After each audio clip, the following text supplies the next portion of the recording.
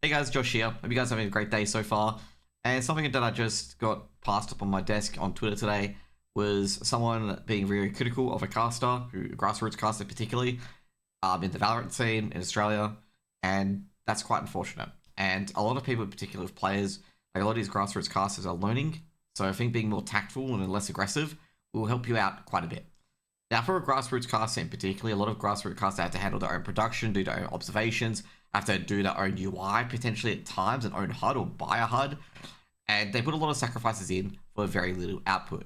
Now, if you guys don't understand, like some casters even queue up interviews, some casters even do the UI, sometimes even have their own program UI as well, and do their own obs, and even handle co-casters and basically have a production studio equivalent to an actual paid broadcast, which is quite insane for something that gets them nothing.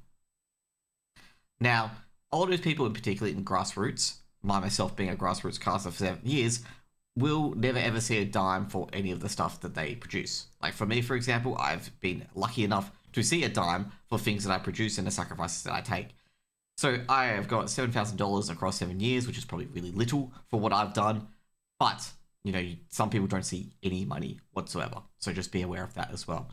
And I've also I've also organized interviews, set up my own HUDs and stuff like that to make the game look better.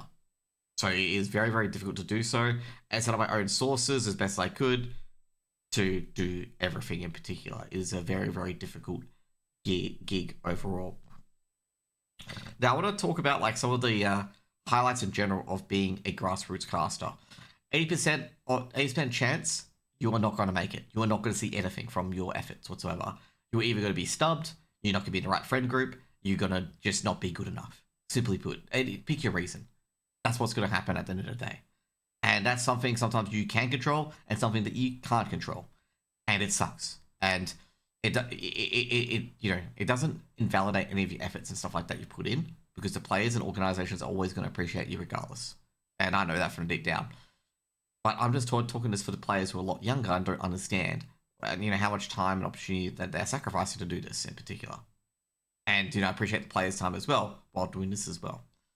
And this is talking about me doing interviews, talking about me doing stuff like that.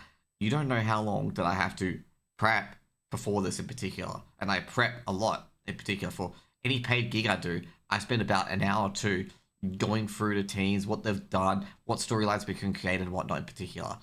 And I'm often surprised when I see people prepping the day before, and I'm just like, how the fuck can you prep the day before or like the day of? It's just like, mate, like you've got to, like, I don't think there's any time for it. But that's just me. But that's the end of the day, like, there's a lot of things other than the coverage, other than the cast. It's like players in general, where you don't see all the prep they've done, you just see the game that they play, which is a big, big difference. You don't see any of the prep behind the scenes of me trying to get an interview. You don't see me prep behind the scenes of trying to get, management in. Like, for example, I've been trying to get an interview for Talon, in particularly, if you guys remember X-Talon, for ages. Like, I was constantly in touch with the team manager asking, can we have a player on for an interview? Like, constantly, like a day before or 2 days before and stuff like that. Same with FlyQuest, same with everything like that. I constantly asked them and harassed them non-stop. And it takes minutes of my time, and particularly, to try and organize these things to happen so I can have some content I can put out. And that's what Grassroots casters in particular have to face in particular. They spend hours and hours and hours outside of their thing where they know they'll earn nothing, but they'll gain exposure. And exposure doesn't magically get you a gig. So they are working on a 20% chance of getting one gig. Okay, not a whole career, just one gig. A career is ridiculous. So I think you guys should be a bit nicer to your Grassroots casters. Have a great day, guys.